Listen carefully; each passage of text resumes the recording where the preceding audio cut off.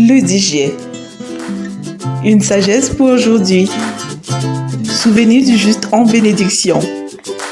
Le souvenir du juste est en bénédiction, mais le nom des méchants tombe dans la pourriture. Proverbe 10, verset 7. Dans ce verset, le sage amène son auditoire à réfléchir aux souvenirs qu'il aimerait laisser après sa mort.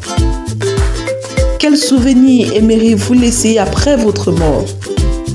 C'est maintenant qu'il faut choisir, car après, cela ne sera plus possible. Observez le nom que vous portez et vous verrez qu'il vous a été donné en souvenir de quelqu'un de bien. Je ne connais personne qui porte le nom de Caïn. Peut-être qu'il y en a. Par contre, je connais au moins un Abel. Lorsqu'il faut donner un nom à un nouveau-né, il y a des noms qui sont naturellement oubliés et d'autres qui sont naturellement des candidats potentiels. Chaque jour qui passe, au travers de nos pensées, de nos sentiments, de nos paroles et de nos actions, nous semons quelque chose en nous-mêmes et autour de nous. Soit c'est la vie, soit c'est la mort. Que s'aimez-vous? Parce que le juste marche dans la crainte de Dieu, il est une source de bénédiction, non seulement pendant sa vie, mais aussi après. Parce que le méchant marche dans le mépris de Dieu, il est une source de malédiction, non seulement pendant sa vie, mais aussi après.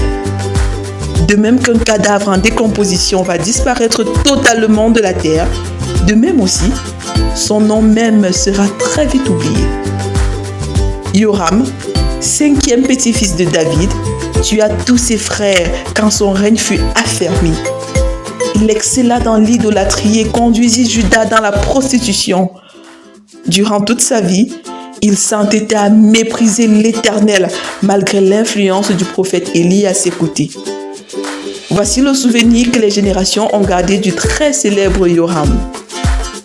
Il avait 32 ans lorsqu'il devint roi et régna 8 ans à Jérusalem. Il s'en alla sans être regretté et on l'ensevelit dans la cité de David, mais non dans les tombeaux des rois. 2 Chroniques 21, verset 20. Aimerons-nous vraiment vivre pour du vent et mourir sans être regrettés? Jésus dit: le voleur ne vient que pour voler, égorger et détruire. Je suis venu afin que les brebis aient la vie et qu'elle l'ait en abondance. Jean 10, verset 10. Ces déclarations impliquaient pour les Juifs que s'ils voulaient avoir une vie abondante et durable, ils devaient se tourner vers Jésus. Vérité. Jésus est la source et l'auteur de toute vie abondante et durable. Plus de 2000 ans après sa mort, le souvenir de Jésus reste en bénédiction pour toutes les nations. Application. Venir à Jésus, entendre sa voix, lui obéir et tenir ferme. Être lent à la colère et prompt à pardonner et bénir, en écoutant, en affirmant et en servant. Recommandation. Ainsi donc, pendant que nous en avons l'occasion, pratiquons le bien envers tous et surtout vers les frères en la foi. Galates 6, verset 10. Prions ensemble. Père, j'aimerais qu'après ma mort, mon souvenir soit en bénédiction pour tous. Merci de faire de moi chaque jour une source de bénédiction à la suite de ton Fils. Au nom de Jésus, Amen. Lecture pour aujourd'hui.